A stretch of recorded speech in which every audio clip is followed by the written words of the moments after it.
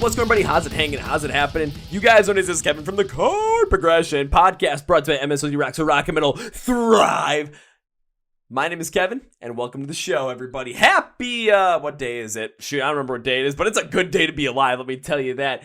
And you guys are going to really enjoy this episode on a much different realm. Yes, we're stepping out of our comfort zone a little bit for this one, but before we get into that, I want to thank our sponsor, Phoenix Fitness, for sponsoring this video and podcast and audio stream of the podcast as well.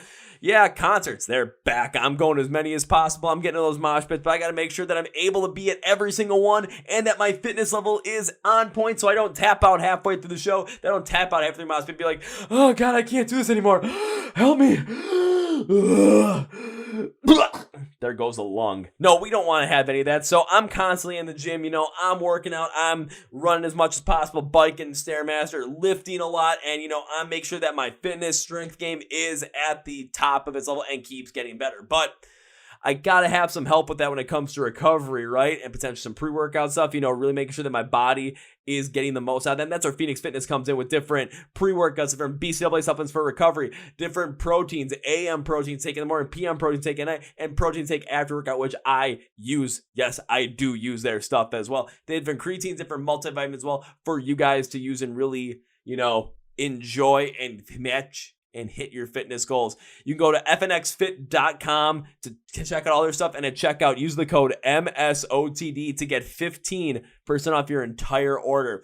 Remember, MSOTD, 15% off your entire order. Link in the description of the podcast for that. Thank you, Phoenix. It's not our featured presentation. Well, on a random Facebook post, I started talking about some things when it comes to doing like podcast stuff your own way. And I'm connecting with this woman named Mariel. She has a band called Best X, formerly also of Candy Hearts as well, and she definitely has more of this like pop rock, pop synth oriented style to her. Definitely not what I normally go for, but having her on the podcast was incredible. Talk about different things when it comes to mindsets around her song Good at Feeling Bad, in terms of connecting with the millennial generation and its mindset and its meaning behind that, along with kind of figuring out why different areas of the United States have different pockets of fans, where like, you know, why the Midwest is really into like more of that rock and metal kind of stuff, why different areas of the country are more into pop, you know, country, just depending upon that. We really dive deep into that, and I think you're going to enjoy this conversation. So are you guys ready? Because yes, this is a good one. Let's go! Yes! Well, ladies and gentlemen, boys and girls, listeners of the Chord Progression Podcast. How I got connected with this artist is me just commenting on some random Facebook post I found popped up about different things when it comes to podcasting and just like kind of being yourself when it comes to doing this sort of stuff. And all of a sudden I started talking about, you know, this kind of things, and all of a sudden, bing, bang, boom, here she is. She used to be in a band called Candy Hearts, but now has a brand new band called Best X that she's a part of.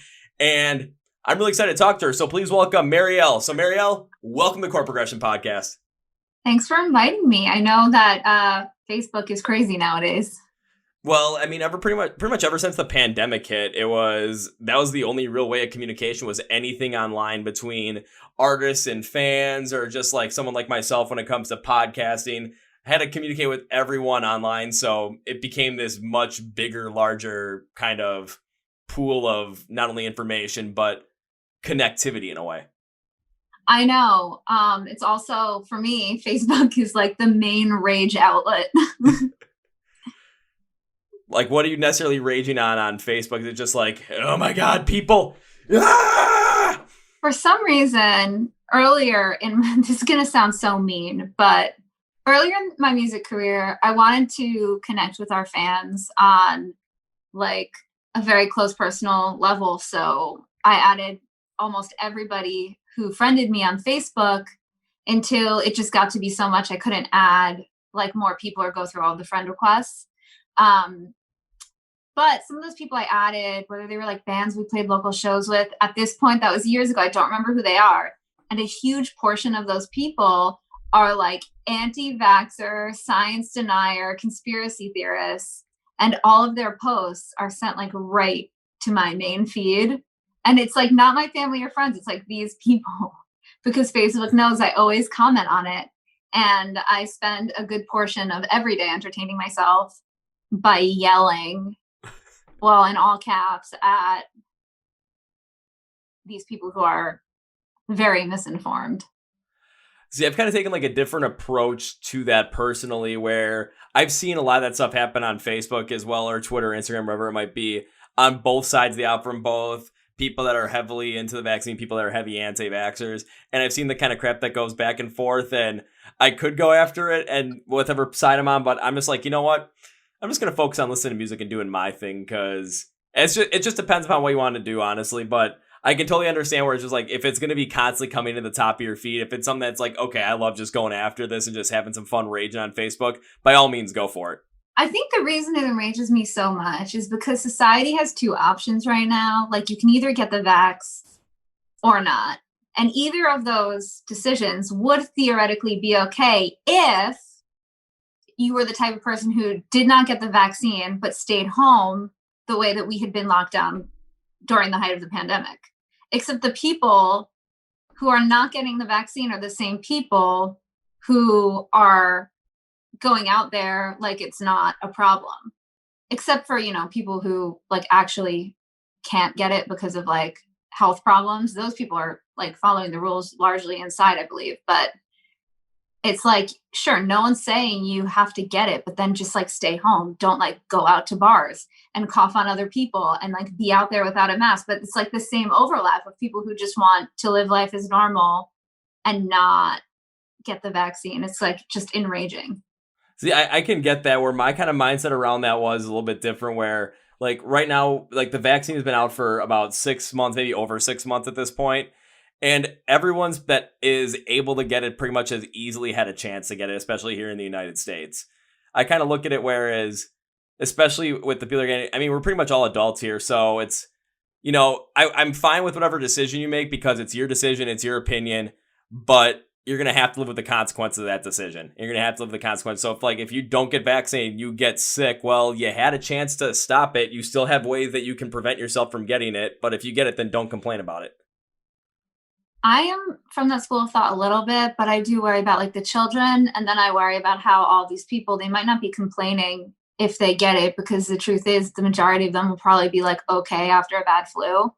But it's the fact that then they could harbor this new variant that like will completely evade the vaccine. So the people who genuinely wanted to protect themselves and take those precautions, it no longer will work. And also, I worry about like the people who can't get it. Like, I understand why pregnant women don't want to get it, but now they're higher risk. And these people who are like, well, my body, my choice, like it is, but they're not protecting other people around them. Okay, I can start to see some more of the opinion that you're having right now as well. And like, this is kind of like some of the stuff I like to bring up in the podcast as well, in terms of just see what happens, just because, I mean, it seems like the two of us have a little bit of like a different mindset around this, but even instead of being, super duper hard headed, like a lot of the people on Facebook that you would see, and it's just like, it's kind of like Limp Bizkit, it's my way or the highway. I'm like, no, let's actually listen to each other and see what each other has to say, because you never know, all of a sudden you might know somebody that is at high risk, and you might not want to, get them sick. So you might have a little bit of a different mindset behind taking different precautions. Right now, I mean, my grandpa, he's 93 years old already, and he hasn't gotten the vaccine, but his whole reasoning behind it is, I asked him about it, he's like, Kevin, I'm 93 years old. Your grandmother's been gone for 10 years. If I go, and I get to see her again sooner. So he's like, for me, it's whatever happens. And I look at him like, you know what? If he gets it, he's not going to complain. So you know what? If he gets to go and see my grandma a little bit sooner, which is something that he really, really, really wants to do, you know what? I'm just going to let him live. I'm going to let him do his own thing. Elderly people aren't really the ones breeding new variants. They're not really out there every night at clubs or on the front lines of like public facing service jobs and things like that. So that really is much more of like a more personal risk, because when you're 93 years old, like, where are you going? Yeah, it's like anytime he goes anywhere, it's pretty much with the fam. But I can see what you're saying, where it's when it comes to people that might be like getting the variant, transmitting the variant to other people as well. It's going to be people that are more willing to go out and do certain things. And especially with one thing that we absolutely love between probably the two of us, which is live shows and live music. It's Mhm. especially once the winter comes, instead of being at like, these outdoor venues, these outdoor festivals, especially if you're more in the northern half of the United States, every show is going to be inside at a local venue or at an arena or something like that. So there's going to be a lot of people packed in there, and you're not sure who has a vaccine, who doesn't have the vaccine, and you're not necessarily sure who might have it, who might not have it. So I do see where there's a larger issue around that behind potential Yeah, and transmission to not the only like thing is, maybe and like maybe like if you're a person and you get it, then what happens if you go home and then you have kids and all of a sudden your kids get it, even though you might not have like very mild, you might have very mild symptoms or you might be asymptomatic. So I can totally see where the mindset where you're kind of coming from is really I'm starting to understand a little bit more. yeah, and it's also like if this evolves more, like it already has shown that it does, then we could be back to a virus where the vaccine doesn't work and live music is gone again, and we're in another lockdown and it's the same thing. Don't And the take my industry is already like barely coming back, you know? I'll say, don't scare me. Don't take my live music away from me. I finally got it back, and it's like every I single know. week I'm going to a live show. I'm just like, this is final. It finally feels like home again. This finally feels great. I don't want to lose that again. No, no, no, No no, way. no, no, no, no. I have a show planned and I'm just like, it's not even announced yet. And I really hope it happens. I'm not really in control of that, but I just always am thinking like, oh my God, like in 2 months from now or 3 months from now, whenever it is, I think 3 months from now, it's like the entire world could be completely different. It kind of goes back to like when we were just starting out with the whole entire pandemic as well, where when all of a sudden it was okay, everything's shut down. It's like, okay, 2 weeks to slow the spread. Next thing you know, I things didn't even know. start open. Like everything was shut down, and then in certain places, things, especially here in Wisconsin, things didn't even start opening back up until like May. So it was like 2 months, and then the first concert I got to really see that was post pandemic was July 10th, 2021. That was the first like big show, like actual like show like with a lot of people that I finally got to see. It was almost a year and it was like a year and 5 months later. I It haven't was been it to a was scary. concert since February 2020. All right, I gotta ask, who did you go see? My friend's band, Camden Wells. They're called the boys in that band are now relaunched their old project called Young Rising Suns, but the singer is producing my album and produced the last most of the songs on the last EP that I did. Alrighty. Was it like a larger show? Was it a smaller show? Like how It many people? I just want to get like an idea behind it. it wasn't like really large, but it wasn't super. I'm trying to think of like it was at Rough Trade, so it's like a regular show space, but it is quite small. Um, I would say definitely less than 400 people. Not sure, less than 300. I don't know. Already in It's my head. so hard for me to like. I went through Europe playing like all of these shows and stuff, and I was like, wow, there's no one here. And my bandmates would be like, that's what 3,000 people looks like. And I just have no concept. Okay, totally understandable. Because I mean, I like when it comes to the venues that I get to go see music at. It's like there's one I went to go see. It's like the venue before, like as the pandemic hit. The first show I'd canceled was a show with Bad Omens, and I was supposed to go see Bad Omens at this place, and I was there right at the end of July, and I was looking at the venue. I'm like, how the hell was Bad Omens supposed to play here? This place looks like it hold maybe at the max 400. I And know. I was like, I remember playing the show and I'm like, cool, like it's sold out. It's at the Webster Hall basement. Like that means like 150 people came. And they're like, that's like 400 people. I'm like, I don't know.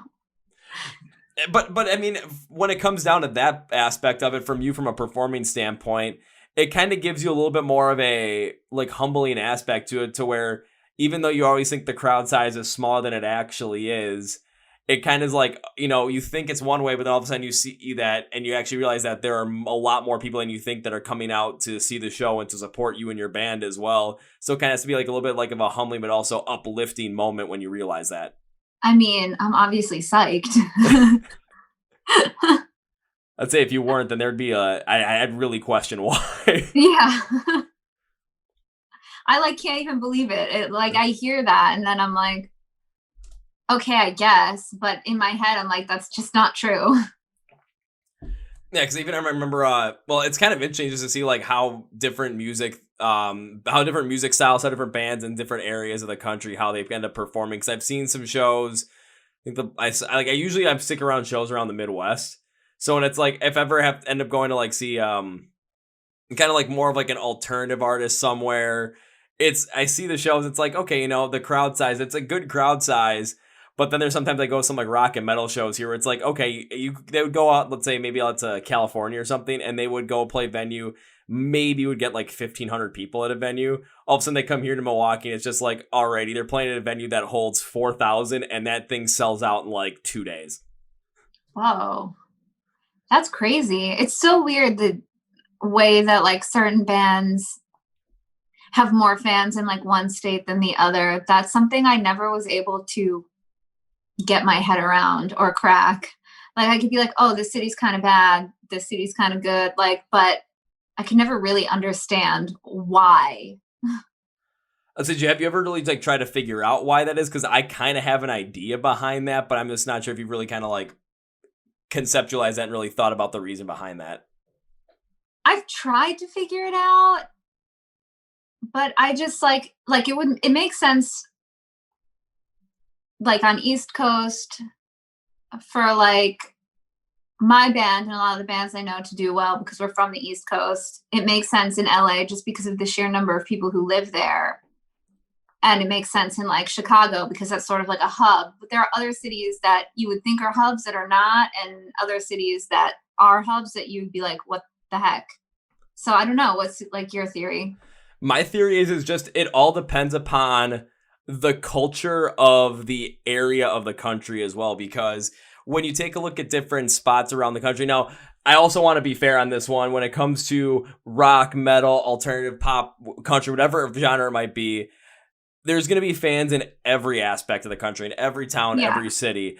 But what we're talking about now is like, why are there more in some area on like a percentage basis than there are in others? And I think the reason is just because the way that the culture is. So like why I end up seeing a lot more like rock and metal fans, especially around here in the Midwest, is just because I think a lot of people really associate that better with like, going through these rougher winters, the kind of culture that brings out with some heavier, some more angry kind of music where I mean, you also see that sometimes, and you see sometimes hubs in Texas and especially Florida as well. Florida's just ridiculous when it comes to this. But like the Midwest and then like the upper part of the East Coast, like think like the New York, Boston area, I've seen a lot of good like more like that rock, punk rock, metal, metalcore kind of stuff come out of. But then as you kind of move to different areas of the country, like if you go like more like that Rocky Mountain area, it's really not as big of a thing, and it's kind of gets more like that country vibe just because the culture really fits in with that sound. You go out to the West Coast, like Oregon, California, some more of that like alternative pop synthy kind of sound really works out because it fits in with the idea and the overall feel of the culture with more of like a relaxed, sunny kind of vibe in a way. Same thing if you go like more to the East Coast as well, if you kind of go further down south along the coast, because it just kind of has a little bit more of that feel to it. So it kind of is with the culture, and then the music is a kind of like a more of a representation of that culture. So that's why certain areas have different hubs. However, you can see different hubs in different places as well out of nowhere, but it also just works upon the culture of the people that are around there, the culture of the city, the culture of the state, the culture of the area, and how the music is able to accurately reflect what's going on at that moment. Where exactly are you based? Milwaukee, Wisconsin. Milwaukee, Wisconsin. Yeah, I think that makes sense. And I always wondered too, with like New York and like the East Coast, at least the northern like New England area has such extreme seasons, if that plays into kind of it being a larger hub for a wide variety of music, because like for example, if you look at Taylor Swift, like that album she just released was completely different than her other music, but it was so definitively like a winter album, and she released it in like winter. And I wonder if it has the same kind of feelings if you were in like say California, where it's like just always kind of hot. See, I think you're definitely onto something there, just because especially when we look at music, especially when I go deep and analyze music myself, it's the first thing I always look at is what the meaning of the song is, try and figure out what the artist is trying to say, what they're trying to portray, what emotion they're trying to put out there, and then see how the instrumentals and how the vocals also match up with that. And when you're living in different areas, what's the best way? The culture of the area and the style of the area that you're around is going to end up influencing that because you're going to be in a different mindset. So it depends upon who you're talking to as well, because I've heard songs that really deal with some depression, anxiety, suicidal tendencies that have a lot more of like a lighter sound to them that personally I just really don't get that much into. But I could see someone that's, maybe grew up in a warmer climate where it's always sunnier. It kind of has a little more of a warm, soothing vibe. Where me, it's, I've grown up where in the summers, when it gets hot and it gets humid, it's almost like you don't want to go outside because you're going to walk outside in 5 minutes, you're going to be sweating like crazy. But winter comes. That's where New York is now. I was gonna say that's what it is in Milwaukee right now. But like all of a sudden winter comes in, then we get those so-called polar vortexes, and I wake up and I have to go to work and it's negative 30 degrees out in the morning. I don't even want to think about a polar vortex again as long as I live, if I'm being honest. I've had to go through 2 of them in like the span of 5 years, and the first one I went through, I was in college for, so I had to walk everywhere. That was fun. I feel like those, in New York, they're not as bad as they are in Milwaukee, obviously. But I feel like in the winter, there's one every other month. It's just like, I never heard that word. And then all of a sudden, I heard it like constantly everywhere. I guess that's climate change. I don't know. But I just remember one time we were touring and we were doing a full US and it was at the end of March. So I was like, okay, there's like 1 week of cold weather before we're in the area where it's warm. And then by the time we get back, it will be spring and it'll be really hot. So I don't need to bring a coat. And then there was a frickin' polar vortex in Chicago. And I didn't have, like, I had a jacket, but I didn't have like a down coat because we were traveling in a very like small van and we didn't want to bring those things if we didn't have to. And I was just so mad. The heat was not working that well in our car. And we were just under sleeping bags, just like so cold. Oh no. Oh dear God. Would that have been when it happened in like 2014? Just kind of thinking about it, because I remember that I was in Minneapolis for that time because I was up in school up there. So I remember how cold it got walking to class in negative like 30, 35 degree weather. And then, oh yeah, it's middle of the day. What's the temperature? Negative 18. It was awful. It was, but it's like when we get those extreme seasons and you kind of get that feeling of, that potential cabin fever where you're stuck inside. You can't really go out and do much because it's so cold outside and you just want to go out and do something. But it's, you start feeling a little bit more of this anger, this anxiousness, a little more of this rambunctiousness behind it. And then when you listen to rock and metal, it's just the harder style of the rougher guitars, the rougher bass guitars, the more focus on like the heavier snares and the heavy toms and the double bass kicks on the drums. And then you look into more like the metalcore side, death metal, where you get those unclean vocals that come in as well. It's just the feeling of that anger just really kind of really fits in with more of that cold variety of that harsher winter. So people that really go through that end up associating with that better because it's just they're making the connections with their own emotions within the music, to where, again, it just depends upon what area you are in the country where it gets more prevalent. However, this isn't just where it's like, oh, if you like rock and metal, you have to be in the Midwest. No, you can be anywhere you want to be, because it all depends upon how our minds really work within connecting to music. Yeah, for me, I've never really felt a connection to most music that is just like overarchingly angry.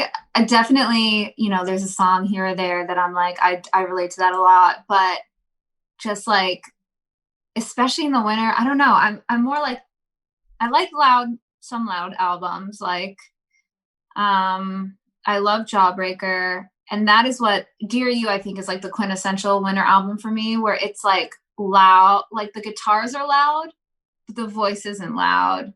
It's like sad with like the loud guitars. And I think that is like such a good mix for me. Like right now, the loudest album, like the most angry album that I own, is Olivia Rodrigo's new album. Like that is the angriest that I get. And that album is actually very, very angry, but not in the same way. It's like a quiet anger, like a sarcastic sort of like, oh, of course you're such a dick, which I guess is my vibe more. But that's just the beauty of music, though, because when it comes to different artists, everyone goes through different things in life. So, especially from an artist perspective, and you could probably attest to this, when you're putting things into your music, you're going to put more of your personal ideas into it. You're going to put more of your personal emotions into it, and that's really going to come out in the song. And then people that kind of have gone through similar emotions, not the same exact things that you're really referring to, but the similar emotions that you're talking about, they're going to be the ones that really connect with that, which is why it's like when I listen to music, especially like when it comes to, I'll bring up this one. I just recently did a podcast with a band called Poltergeist. They're a post-hardcore band, and they had a whole song about anxiety and really being like stuck within yourself and like trying to like break through that, but having like troubles doing that. And they took in more of like a Dance Gavin Dance style of a post-hardcore sound, which, I mean, it threw me off completely because like when it comes to my mindset, I've not thought about Dance Gavin Dance in years. All of a sudden, I'm pretty sure right after this, you're going to end up listening to some Dance Gavin Dance just after it's like, the floodgates are open now. But when it comes down to like that kind of a message, I'm like, I really associate with like a heavier, harder, more visceral vibe because they even built up to a breakdown. Then they kind of had this like weird, funky kind of post bridge into the breakdown. I'm like, this does not make any sense, but it does when we're talking about the meaning, because it's like instead of just like beating down this anxiety and beating down this person you don't want to be and then moving towards the positive stuff, they kind of looked at it as leaving it behind. So it all depends upon how your mindset really connects to the music and how it connects to the emotions behind it, where when it comes to you, it's like you're not going to get into like the heavier stuff that I would get into because it's just the way that your mindset works. So you're going to get into something that's a little bit more, it's like if it's going to be angry, it's going to kind of have like that sarcastic angriness behind it, where it's going to be or you're going to have the heavier backing from some guitars and some drums, but the vocals might be softer to kind of provide a little bit more of that sadder, kind of potentially sarcastic, a little bit more like distant feel at the same time. I think I find loud music more interesting live than I do on a record. I would agree with that because you can actually see the artist perform and you can actually really visualize them going through it. Like I would never listen to a Slipknot CD ever, but I definitely saw them live and obviously it was amazing. I can't wait to go see him in September. At least I hope I get to go see him in September. I bought tickets for it because I'm like, I gotta go see Slipknot at least once. I think everyone should, to be honest. And it's like I had something similar happen when because what band was it? I was at Rockfest up in Cadott, Wisconsin for Rockfest 2021. My buddy, he really, really, really wanted to go see Bad Flower. He was like super stuck into it, and I'm just like, I keep seeing that name around, and I've never listened to that. I don't know anything about it other than the name. The best I made a video trying to like figure them out and like figure out my thoughts. And what I kind of figured out was like when it comes to their music, it kind of like it has this like rock music base, but it also brings in a lot of influences from like alt rock and indie rock at the exact same time as well. It sounds like something I would like. I think you would, because at first I'm like I don't think this is gonna be it for me. Then I saw the second half of their set live, and I just was like, this is a lot better than I thought it was gonna be. But again, live music just has that power because you're actually able to see the emotion of the artist on stage, and you're able to connect with it because instead of just hearing it and trying to kind of put it into your head and visualize it, you actually get more of a visual representation from the artist, from their movements on stage, from their facial expressions, from their body language, from everything. I literally never thought, after all of the years I spent just like constantly, not just touring, but like anytime, like once you start touring, you have like a ton of friends who are also touring. And so every time they come to your city, you go to their shows, and it's just like my entire life was just so built around live music. I literally never thought I would miss it. I actually, at the beginning of the pandemic, felt relief where I was like, oh, I can take a break from this. I don't have to worry about it or think about it. And I just never thought that I would miss it like I do now. I mean, I can understand that, just because when you're so a part of something for so long and it's kind of seems like it's taking over your world in a way, you kind of do want to take a break from it at some point. But when it gets removed like it did with the pandemic, and then all of a sudden you realize how much positivity it brought to your life, you kind of want it back. Yeah, when you're doing it every day, you can just always see like the negative stuff about it, you know, where you're like, I'm exhausted. It's like a lot of stress. It's a lot of money. all of those things. And you're like, oh, why am I even doing this? And then it's gone. And you're like, oh no. Yeah, because I mean, I'm even like looking at it right now. I'm like, my bank account is constantly yelling at me like, stop buying concert tickets. But I'm like, I remember what 2020 was like. Ain't going through that again. Yeah. Like, I got to course correct for this. Well, Mariel, I also do want to go a little bit deeper into your music, especially with Bad X as well, because I did take a look at the Good at Feeling Bad EP that you released in 2020, and taking a deep dive look into it, the ones I end up looking at the titular song in much more of like a focus mindset than I did any other song, because I really wanted, I thought like, especially with that song being the most popular on Spotify at the moment, like I really wanted to dive deep into it and see kind of what Is your it sound really? like. I believe it was. That would make me feel really good if that's true, because I personally feel like that's my favorite one on the album and nobody recognized it, but maybe they have. Maybe they have already. So whenever whenever I go deep into a song, the one thing I always try and find out first is what's the meaning of the song, what's the emotion you're trying to put out through that song for it to like kind of like guide us through this experience that is going to be Good at Feeling Bad. So what was the intended message of Good at Feeling Bad from your perspective?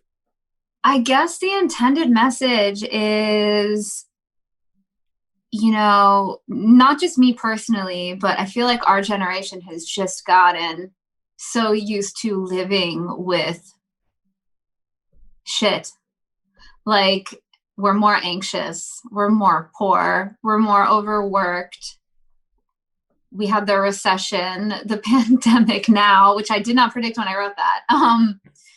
But we've had all of these things that have made our generation a little bit more difficult than like say our parents is, in some aspects, not others. I mean, we're not like being forced to go to Vietnam, but they're still like terrible. It's just like we're like the anxiety generation, and I feel like we've just gotten used to kind of existing with like the constant rounds of layoffs and the constant like student loan debt and just all of the bad things that happen where you're just like, I guess it's just whatever. I kind of understand. That kind of reminds me of the Rise Against album that came out in 2021, Nowhere Generation, because that whole album is based off. I mean, there's a song called Nowhere Generation where it talks about the generation that we're in right now, where it seems like, you know, we don't necessarily belong anywhere. No one really wants, especially it's like, you know, I do get the overwork part. I do get the fact that, you know, overwork, underpaid, constant anxiety. Seems like there's always a problem right around the corner. And it's just, there's never any time to really kind of get settled in. So it's kind of always lost at that point. However, when it came to Good at Feeling Bad, I think I took it in a little, like, usually I'm pretty spot on with these, but this one I took in a little bit of a different realm. So Where did you take it? So I'm going to take a look at my note sheet. I said, when I took a look at it, the meaning I thought about it was about getting used to the fact that life isn't going to be all sunshine and rainbows, that there are going to be some issues that come to make you feel less than you actually should. But instead of talking about, like, instead of like focusing on feeling down about it, I thought the song talked about accepting that those things are going to happen, that life isn't going to be perfect, that life is flawed. And honestly, that's okay. And kind of focusing on more of like when the bad things happen, more of the positivity aspect of it. So when you are feeling bad, you kind of get good at feeling bad so that you don't have to feel bad. So you kind of look at more of the bright side of life, more of what's going on, you know, as more of a positive. So I guess it's kind of like the second half of, or like the potential end goal of the beginning that you initially had thought of. Yeah, I mean, when I'm in a positive mood, that's probably how I would describe the song. When I'm not in a positive mood, I would just describe it with you just learn how to deal with all the terrible things. But I think you're correct, you know? But I think that kind of brings a little bit more of a light to the potential impact of the song and the potential, dare I say, genius of the song, because depending upon your mindset, the song can have two completely different meanings behind it. Yeah. I mean, I do talk about, yeah, you know, it definitely does have two different meanings, but that's like the thing, because I talk about like, you know, those negative voices in your head. But also sometimes, you know, you could be like deliriously positive about something that's not like clinging to a job that you're like, oh, this is like the job, but they're overworking me, underpaying me, but I'm still like, I'm so psyched to be here. And that's like, why are you listening to that? Like, go do something where they respect you, you know? I'm kind of in that realm right now where it's like, yeah, they're not paying me very well, and I've brought it up, and they've kind of just completely deterred on that. So, time to start looking for something else. I know. I feel like our generation as a whole has been taught like we're just lucky to be there, even if we're not being paid, or even if they're like abusing us at work in some sort of way, that we're just lucky to be there. And now I think things are changing a little bit, at least with the more minimum wage jobs, where people are finally like, I don't have to take this. Like, why would I risk my life for $7 an hour when I could just stay home and pursue, you know, a passion that I could make a business or something like that? And that's why a lot of these like restaurants who don't treat their employees that well are like totally screwed. Yeah, because I keep seeing somewhere I keep seeing, again, I'm going to go back to Facebook for this one because I think this actually does bring up a little bit better of a point. I keep seeing somewhere, it's like, people before the pandemic were always telling people in restaurants like, oh, why don't you try and go after and get a better job instead of working at a restaurant? Well, now they did. And now you're complaining about it because these restaurants that you like to go to are understaffed. Oh, I wonder why. Yeah, and I think my song a little bit, the one thing about my song that I feel now in the place that I am that I don't necessarily agree with is like the just being complicit with being unhappy. And I think at the time that I wrote it, I just really felt like there was no way to really actually be fully happy, and you just have to accept that you're just not going to be and just live your life as an unhappy person. And I don't think that that is necessarily the truth. It's definitely not the truth.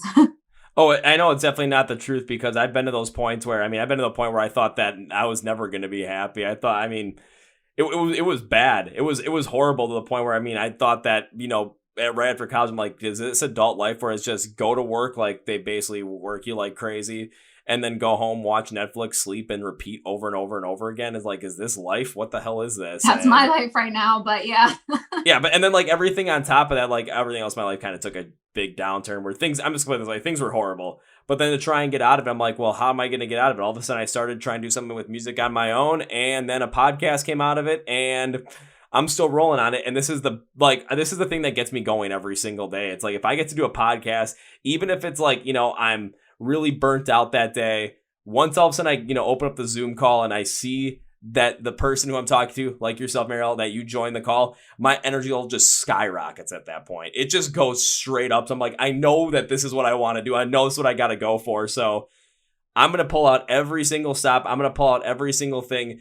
Even if I come up like, potentially like, oh, I'm not making a lot of money off this right now. Yeah, I know that's not going to be the case, but I'd rather be doing something that makes me happy, and I'm going to end up building up so that I can do this long term and make money off it and continue to do what I want to do in life and be happy, instead of just playing it, the way that society says I'm supposed to play it and sit at a desk all day at a corporate job and just do some like lifeless work to the point where, okay, now I'm done. Now I go home. Now I sit. Now I watch, whatever the hell's on Netflix. Now I go to sleep and I do it all over again. And then like just like try and like pray for the weekend where I get 2 days just to do something. It's like, no, why would I take 2 days to do something? Why can't I get 7 days a week to do something?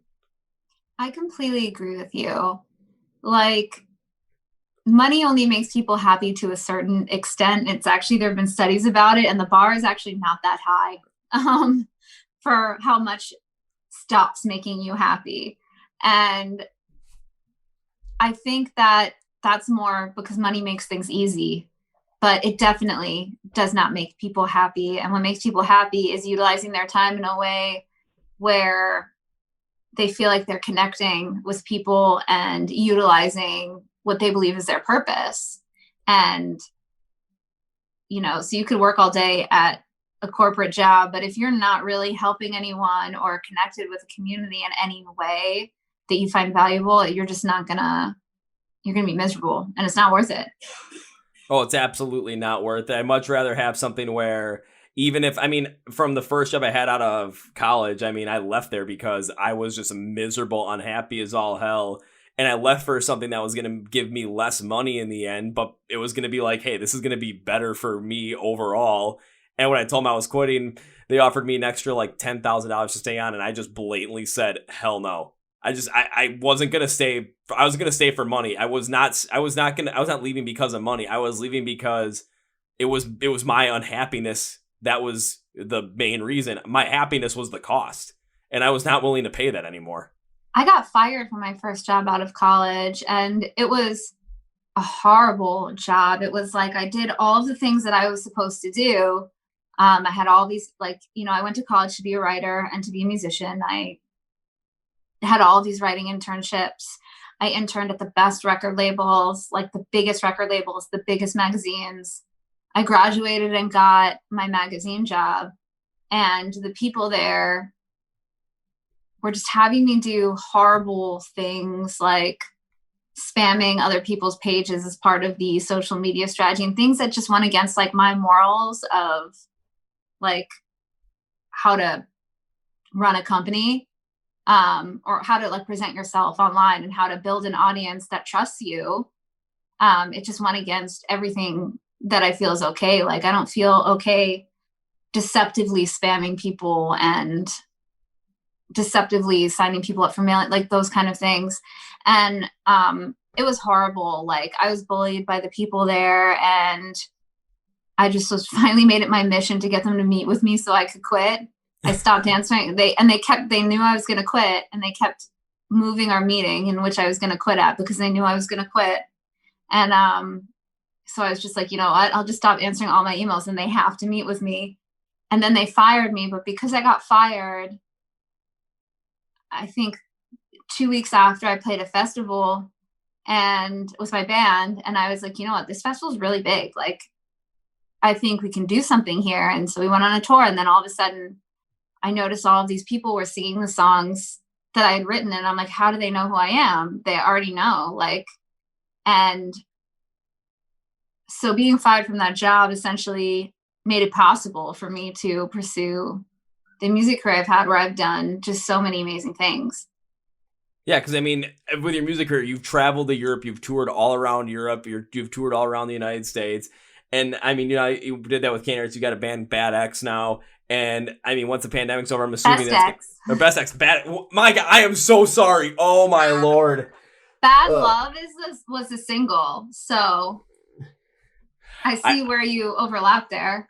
I am incredibly sorry for that. I usually never get these wrong, and I was looking right at my note sheet too, and it has Best X on there, and I completely messed it up. I know. It's because the single that we first released, the one that's like all over, is Bad Love, and it's just like 2 syllables. Like, it's so easy. I've done that myself. Okay, so now I don't feel as bad. Thank God. But I mean, I totally understand what you're saying as well, and it's just something where, when it comes to listening to Good at Feeling Bad, it does bring forward some of that to where, again, as a generation that we're in right now, we're used to getting all this shit. We're used to the fact that every time we get close to something, that whoever is, kind of like the gatekeeper of it is constantly moving the goalposts further and further away. Mm-hmm. And it's getting to a point where a lot of people are looking at that and just like, they're moving the goalposts further and further away. All of a sudden, it's like the people that keep moving are going to look back, and all of a sudden, wait, why aren't they there? Because we left and we went to go do something else. Mm-hmm. That's exactly it. And one thing, like, especially when I went through the song, especially because it does have more of this like pop synthy kind of vibe to it, which, again, like, I'm not gonna lie, my base is really in hard rock, punk rock, metalcore, and now really getting into post-hardcore as well. I'm like, I knew right from the get-go, I'm like, this might not necessarily be the sound for me, but I want to dive deep, I really want to get to understand it, due to the fact that I know there's going to be a lot of people that are going to be able to connect with the sound better than I do. So I want to see where those connections can possibly be made. Because like right from the get-go on the song, right when you intro with the heavy, more modern synth style of the song, where it also has like a softer pop element for it, I was kind of intrigued by it because I know kind of where more of that popularity, that sound is really coming from. So I'm feeling like, especially within the generation that we're in right now, it's going to kind of give that certain mindset of kind of more taking a look and reflecting on the stuff that's been happening to you in the world as you've been growing up. From the listener's perspective, it kind of already puts you in that mindset right from the get-go. Yeah, that intro that you're talking about was a weird one for me because my producer had laid down some stuff before I got there and was like, yo, what do you think about this? And, it was good. Obviously, it was good. And it was just like, with guitar and bass and like what we kind of normally do, like a synth or whatever. And I walked in already knowing I wanted to do this though. So he played me this thing and I was like, oh, this is great. But I know you do all this work, but let's delete everything and have it only be trumpets and horns. And then we could build it from there. And he was like, okay. And that's how we got like the basis of the intro. Interesting. I had no idea that was going to be the case, but why not try something different? Why not try something wacky? Because you never know what might come out of it. If you try something and you work on it and you get the final product before actually like releasing it to the public and you just don't think it doesn't work, then at least you know one thing, that it didn't work and you can go back and start over again and trying something else. But if it hits, then the fallback was his arrangement, which was like the choice that was the choice that would be obvious if I was like, arrange this song for my band. It was the choice that's like, that makes perfect sense. That's good, But then I was like, nope, let's just do something completely different. Yeah, it's like with Monty Python. Now for something completely different. Boom, here we go. I was like in that, I don't know if you've ever seen Walk Hard, where they're like, that one scene where he's like, 10,000 didgeridoos. I was like, that blows trumpets. All right, I feel like I'm going to promote this podcast. I'm going to have to get that scene from Walk Hard. It's 10,000 didgeridoos, but I'm going to end up like dubbing like trumpets over it and then like pasting like a bunch of pictures of, or no, I'm going to end up getting like the SpongeBob Bikini Bottom bubble bowl thing with when they start out with shoot, I can't remember the name of the song, but all of a sudden it's like they have the trumpets going like burr, just like put that in there and then put your song over. I might do something like that just for the hell of it, man. Just then it's like, wait, why the hell is that a case? Well, you're gonna have to watch the podcast to find out, everybody.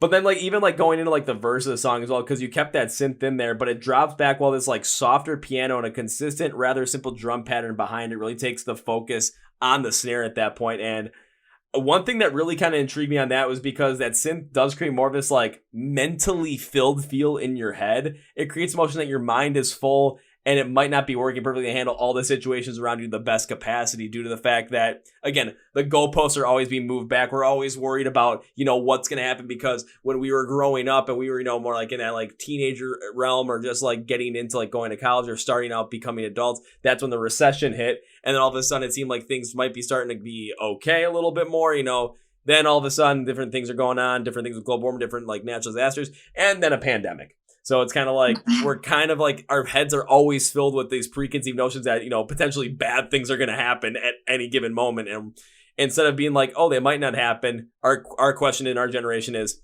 all right, when's this shit going to happen? Yeah, I think that's one of kind of the, at least for the way I was feeling when I wrote it, it was one of the most depressing bridges that I've written because I feel like, I was thinking of the idea of like different metals where it's like silver and iron are essentially the same color, but they're like totally different. And everyone's always like, look for the silver lining. Like there's always a silver lining something. And you're just like, what if there just isn't? And that just like all this stuff makes you tough, but you're just tough and miserable, which is exactly how I felt at the time.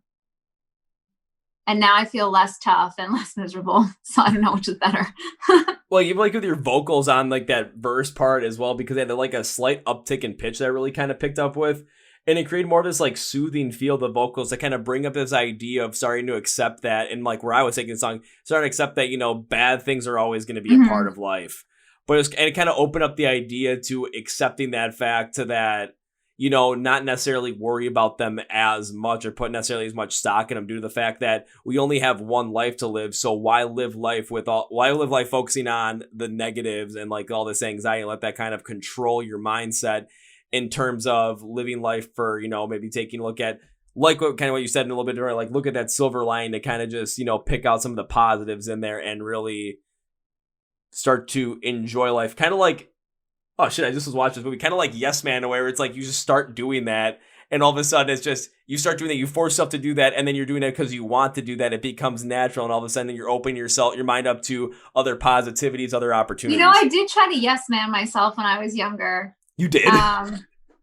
Yeah, because, I've always been a very anxious person who is just like, if someone asks me, oh, do you want to do this? And it's last minute, I'm like, no, I need like 4 days to think about if those are the plans that I want. And like, if I'm going to feel like I'm stuck there and then be miserable. And then like, I just say no to like so much stuff. Like my immediate reaction when someone asks me a question is just no, whatever it is, no.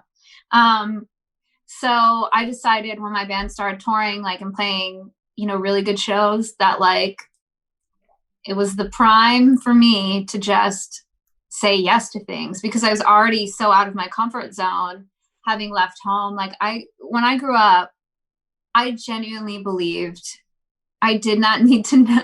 This is the most ignorant thing I'm ever going to say, but I genuinely believed that I hated traveling and I didn't need to know what the states were in the US, like the map that we had to learn, because I was never going to leave New Jersey except when I went on vacation to Florida. And those are probably the only two states I would ever go to. So why would I need to know where anyone else, like where any other one was?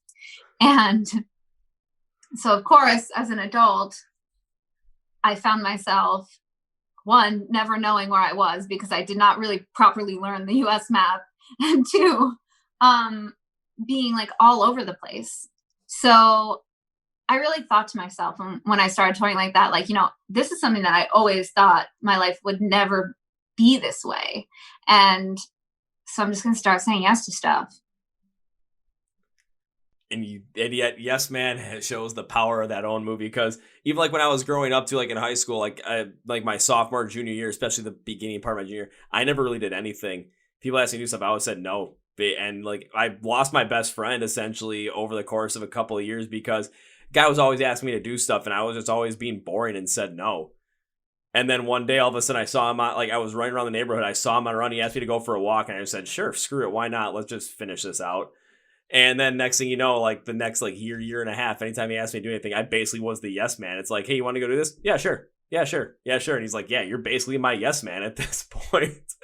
And I looked and I thought that kind of actually was a good thing, because now there's certain things where it's like, if I just want to go do them, I'll just go do them. I mean, that's what helped me like go to so many concerts, because I just started going to them by myself.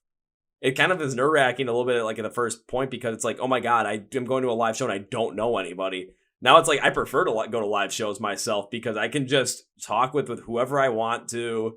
I can just get into random conversations with people. I get to meet all these different people, and it doesn't feel like I have to like kind of go and babysit somebody at the same time as well. And I never would have done that if it was, I was kind of like always saying no to opportunities, because then instead of starting to say yes to opportunities to other people, that kind of forced me to also then learn to say yes to myself. I feel that way about eating at restaurants, where when I first moved to Brooklyn, I didn't really have that many friends here. And especially not that many friends like in my immediate area who had the same weird freelance musician schedule that I had. And if I wanted to go eat or try a restaurant, I basically had to go by myself. Like my friends would cancel, they were like very flaky, and which is just like such a New York thing to just be persistently flaky, because you get overwhelmed with like how much you have to work to just afford to even breathe in this state. So I got so used to eating at restaurants by myself that, when restaurants opened again after like the last lockdown or whatever, and like going out to brunch was an option, and like I now had a boyfriend or whatever, I was like, oh wait, I can't just go by myself. Like I have to like ask him, like, do you want to come? Like I never even like, it didn't even cross my mind that people went to brunch with like other people, except if it was like a special occasion, like a birthday or something. Oh my God, I kind of just like thinking about it when you're talking about that, because it kind of. Well, especially because when we were touring, like too, my bandmates wouldn't want to like eat at the same time. They were doing other stuff. They were like setting up their drum kit or like whatever. So I'd be like, I'm just going to go. And so I just got so used to that. Yeah, and I kind of gonna even bring it back to good and feeling bad, because in the pre-chorus, I remember I don't remember the lyrics exactly, but it was like all my friends are like in the corner getting high or something like that. Yeah. And I actually really associated with that, because I remember this was back when I was like this is my summer between my senior year of high school, my freshman year of college, and my summer between freshman and sophomore year of college. All the friends I hung out with at like my senior year of high school, all of a sudden, it was every time I'd go over by them and go and do stuff with them, it was, all right, let's go do this. All right, Dad, they're going to smoke first. And next thing you know, they're high off their asses. They're sitting on the couch watching TV. And it's just like, okay, when are we going to do this? Oh, we don't feel like doing more. I'm like, what the hell? So it got to a point where I'm just like, instead of doing stuff with them, it's like, and I was feeling bad about it too, just because I was always going over there because they were my friends. I wanted to hang out with them, but I was feeling bad at the same token because I wanted to go out and do all this stuff. And they were like, yeah, let's go out and do it. Then they'd go get high and then they wouldn't want to do it. Now I'm like, I'm getting good at feeling bad about myself. I'm like, you know what? Let's change this up. I'm going to get so good at feeling bad where I'm like, you know what? I'm just going to use this motivation to, I kind of stopped hanging out with them for a while, honestly, because I'm like, you know what? This is boring. I'm going to go and focus on some other things. Next, I'm going off doing a bunch of other things. When it comes to concerts now, it's like I'm going by myself. Hell, it kind of feels good in a way. Yeah, I think it feels really good. I love just the peace of like being alone. And I mean, I feel like I've lost that a little bit because during the pandemic, people always talk about, the isolation that they're in, and we're all isolated, but most of us are in this like sort of weird form of isolation where we're like supremely isolated, but we're also like literally never alone. And I think that actually feeds feelings of like greater isolation when you're just like trapped inside a home with like just the same people. And it's almost like a bubble of like where the outside world becomes so apparent because you're in this place trapped with others. Whereas like if I was by myself, literally anywhere, I would never even think about it. Yeah, and then like even like to add on to that as well, because this is even with when I was at Rockfest in Wisconsin in 2021. That night I ended up seeing Badflower because my friend kind of like forced me into it. It was something where there was a group of 8 of us, and we were supposed to go see we were all going to go see Crowbot. But then all of a sudden it was like one person left to go back to the campsite, and then these other 4 people went back as well. And it was me, my buddy Chris, and his wife Allie. And they're just like, well, what are we gonna do? I'm like, you know what, guys? I came here to come see some live music. This is my mindset. Like, I came here to see some live music. I want to see as much as possible. I'm gonna make that happen. And I kind of looked at them like, I would love to have you guys come for the ride with me, but if you don't want to, I totally understand. And all of a sudden I went to go see a band called Throw the Fight out there from Minnesota, and then Corey Taylor was going to be on the main stage, and I walked over to where everyone usually would watch the main stage acts in our group, and there are Chris and Allie. They're like, hey, where were you? I'm like, well, I'm here. I was talking to guys, so fine. I'm here now. Let's have some fun. Then I had to run back to camp to drop something off. They went to go to watch Badflower. I met them back at Badflower. Then we all went to go watch Limp Bizkit together, and not gonna lie, we had one hell of a time. It was so much fun, and it was just somewhere like, I kind of looked at where it's like, I got so used to just feeling bad at some point. I'm like, I just kind of, you said, you know what? I'm going to use this as motivation to start doing things for myself and like feeling good about it. And now I love kind of also having my friends come along for the ride as well and kind of see that, if you kind of want to go do something in terms of like, go to a concert or go out to brunch by yourself or just go to a movie by yourself, whatever it might be, just go and do it. What's the worst that could happen?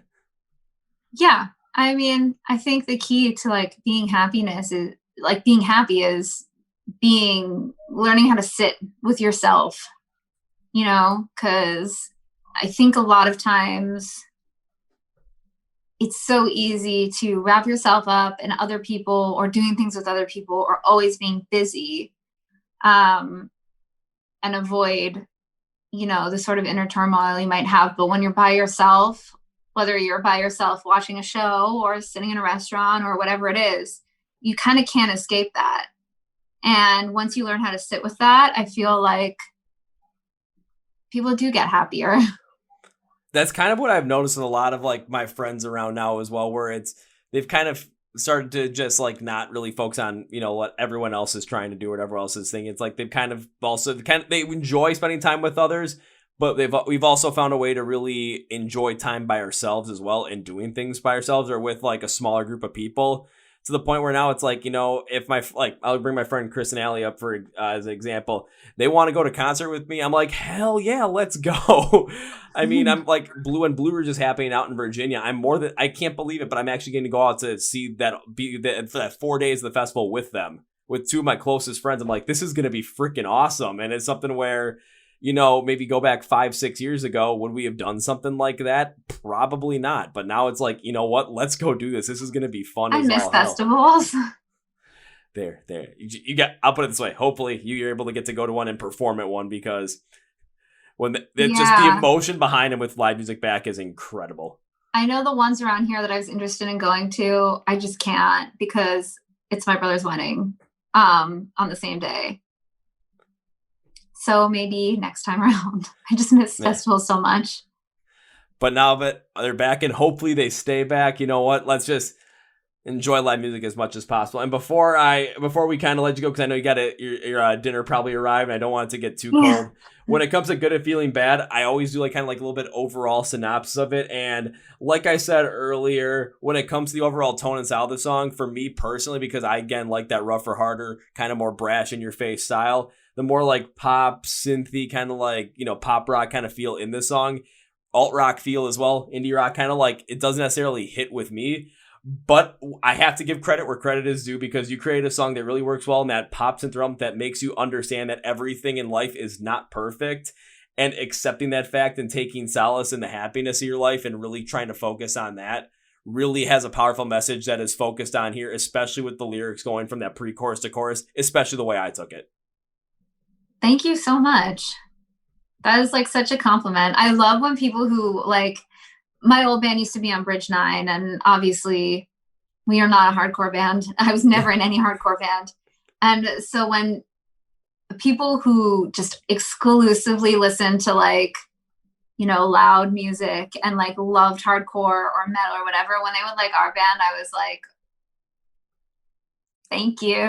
Like it means so much more when people are like, you know what, this is good. Even though it's not my deal, it means a lot. Yeah, that's where I was like, even though this isn't my deal, I have to give credit where credit is due. And when it comes to really connecting with the emotions, the styles of the song, to really bring forward that meaning, especially with, again, I think the biggest thing is for me personally, it's where the lyrics go from that pre-chorus into the chorus, just because I've kind of felt like that at that point. So I totally understand that. It really brings out a lot of positivity for me. So even like we listen, I did get listening. I'm like, I did kind of smile through this, and when I was actually writing up this like review of the song, I'm like, you know what, this really does work well in terms of really bringing that out there. And I'm pretty sure a lot of other people have gone through something similar as well that I have done, where I associate with the song, but they also associate heavier with the kind of style of music that you created. So this is something that they could really latch onto. Thank you so much. So, Mariel, as we close out this podcast, I always like to give you, the artist that I have in the podcast, a chance to say anything you want to say, plug whatever you want to plug at the end of the episode. So, Mariel, the floor is yours. Well, I don't have new music out now, but I am writing it and recording it. So you can follow me on Instagram at bestxnj and get all the updates. And so now I guess it's my turn then, but instead of just like looking that up on Instagram, here's what we're going to do. When it comes to finding anything, when it comes to Best X, when it comes to just being able to listen to their music, stream their music, really get behind the band as well, get behind Mariel as well. Instead of just searching all this stuff up, wouldn't it be easier if I just put it in the description of the podcast with like find Best X online and then just having like all the links right there? Because you guys know that's what I do, so... yeah, I'm making it as easy as possible on you guys. I'm not, going to make it harder. So make sure you go follow Best X on everything possible. I'm going to have a link in the description below. Links in the description below the podcast here on YouTube or in the description on Spotify podcast, iHeart Radio. You're just going to have to do a one-click, one-stop shop, bing, bang, boom, making it easy on you guys. Amazing. And Thank now, you. The second thing. Now, Mariel, whenever I have a guest that I enjoy having on the podcast, I do like to make a certain promise, because I love having guests on the podcast. I love being able to talk to as many different artists as possible, and I want to be able to sort of like repay that in a way. So this promise has been made to 100% of the guests that I've had on this podcast. And Mariel, you have not broken that streak. So the promise is this. This is not an if. This is not an if. This is a when. I get to see Best X perform live for the first time. This is a when, so it's going to happen at some point. My promise to you is this. First round's on me. Oh, thank you. Well, hopefully we'll come through Milwaukee soon. If you do, and if for some reason I just don't get to see it right away, just let me know and I'll be like, okay, got to move my schedule. All right, let's move this here. Pull like that whole entire like Tony Stark like holographic computer. Like, okay, let's start moving stuff around. Okay, we're gonna open the whole schedule up. Bing bang boom, we're ready to go.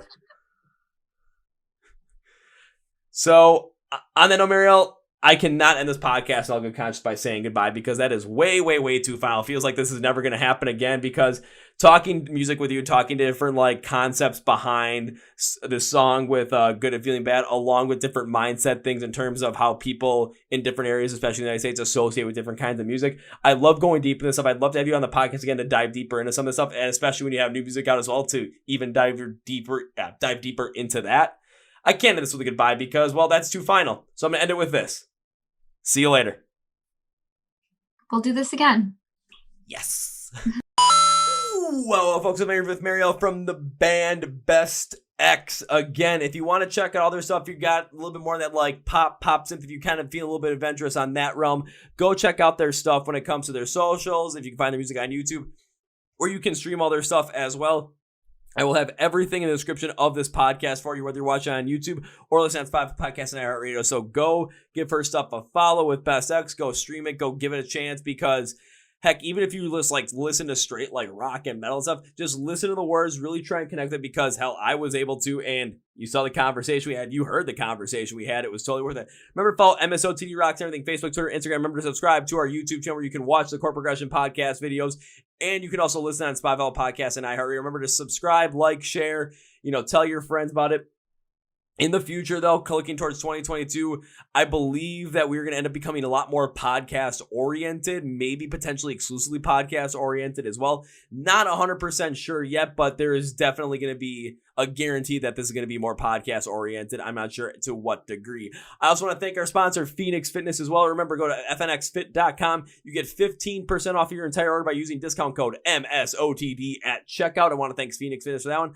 But on that note, that's going to be for me, guys. Thank you very much for listening to the Chord Progression podcast brought to you by MSOTD Rocks, Rock and Metal Thrive. My name is Kevin, and you guys know how I end every single one. Up to the big, healthy, and hearty.